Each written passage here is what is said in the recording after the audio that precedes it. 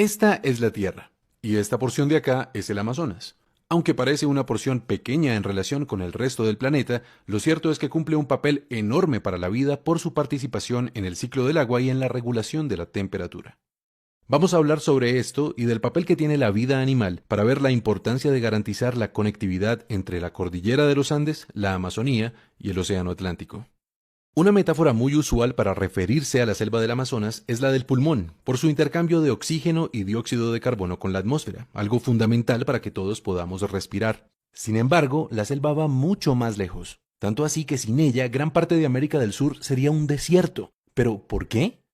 Empecemos por señalar que el agua se acumula sobre todo en los océanos, y si bien el calor del sol la evapora y la sube por los aires, es necesario que el viento empuje el vapor tierra adentro. De otro modo, el agua no llegaría a los continentes, moriría la vegetación y se secarían grandes extensiones. La manera como el Amazonas entra en juego acá es complementando la labor de los vientos alisios, ayudando a atraer el aire y reteniendo el agua en tierra.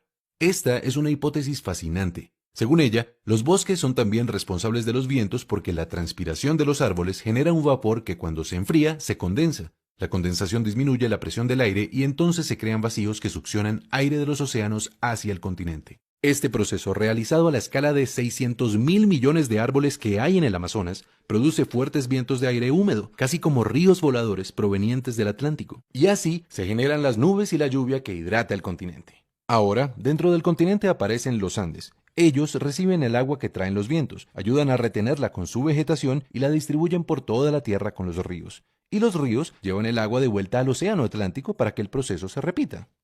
Eso en cuanto al ciclo hidrológico. Ahora consideremos la temperatura. Sabemos que el dióxido de carbono actúa como una barrera que impide que el calor salga de la Tierra. Este es el famoso efecto invernadero. Pues bien, los árboles contrarrestan dicho efecto absorbiendo el dióxido de carbono de la atmósfera a través de la fotosíntesis. Con esto y con los sumideros de dióxido de carbono bajo tierra, el Amazonas anualmente le quita a la atmósfera más de 1 billón de toneladas de este gas, ayudando a contrarrestar el calentamiento global, que es consecuencia de nuestra sobreproducción de gases de efecto invernadero.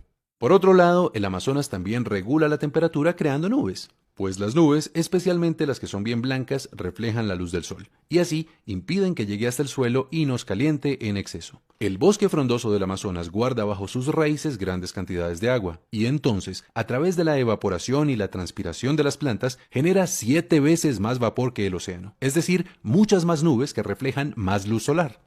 En resumen, regular la cantidad de oxígeno y de dióxido de carbono, mantener la temperatura dentro de ciertos rangos y participar en el ciclo del agua generando los vientos y reteniendo el agua en la tierra son algunas de las funciones que la Amazonía realiza de manera integrada con el Océano Atlántico y con la cordillera de los Andes. Sin embargo, todavía no tenemos la imagen completa. ¿Qué nos puede faltar?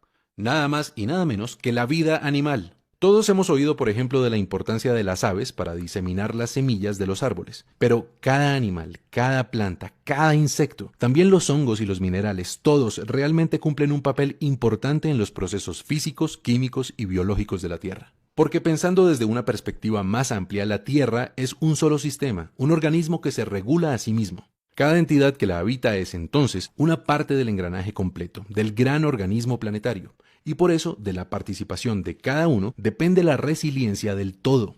Los animales hacen una contribución notoria con sus posibilidades de desplazamiento y con sus metabolismos.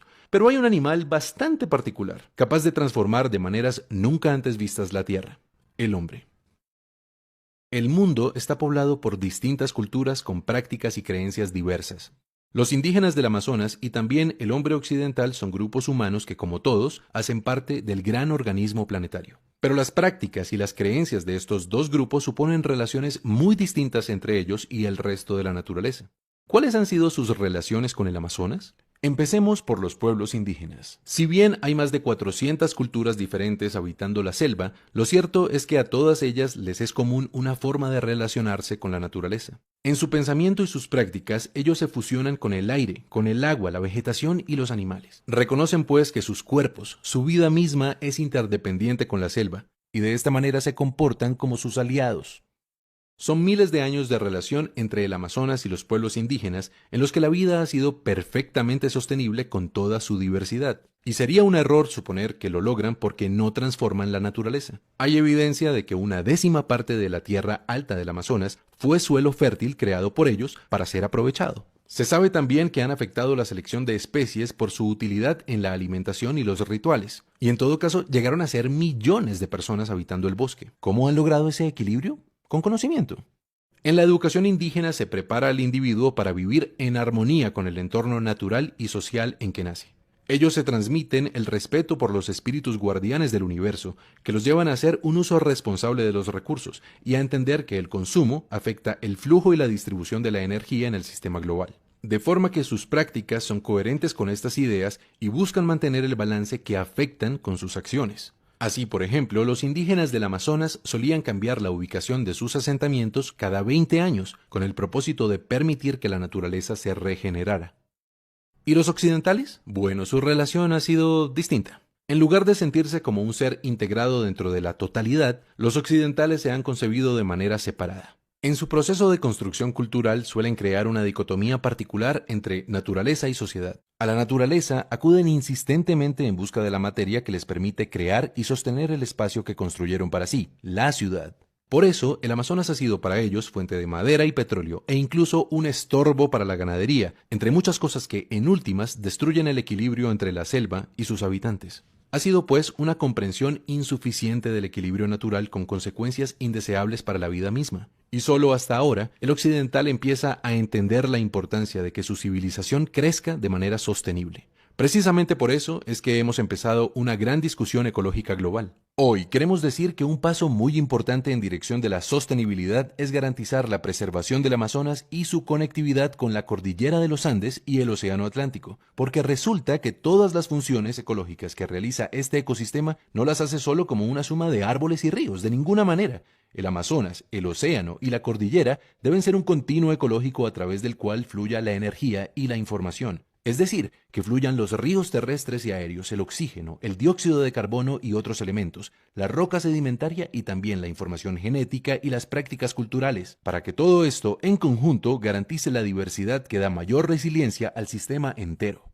La labor que se ha hecho hasta ahora ha sido muy importante y ya está cubierto gran parte del territorio que necesitamos integrar en modelos sostenibles. Los gobiernos han puesto de su parte para crear áreas protegidas y reconocer territorios indígenas, pero nos siguen faltando algunas zonas entre esos parches que garanticen la conectividad. Una conectividad que no solo fortalecerá los servicios ambientales, la resiliencia del planeta y la estabilidad climática, sino que nos dará la oportunidad de articularnos con los pueblos indígenas para repensar nuestra relación con la tierra. ¿Cuál es la mejor manera de relacionarnos con ella? ¿En qué consiste nuestra riqueza? ¿De qué depende nuestro futuro? Esta es una oportunidad que nos puede inspirar para que todos juntos, gobernantes y ciudadanos, busquemos respuestas y tomemos decisiones apropiadas para nosotros, como parte de un gran sistema global, nuestro planeta Tierra.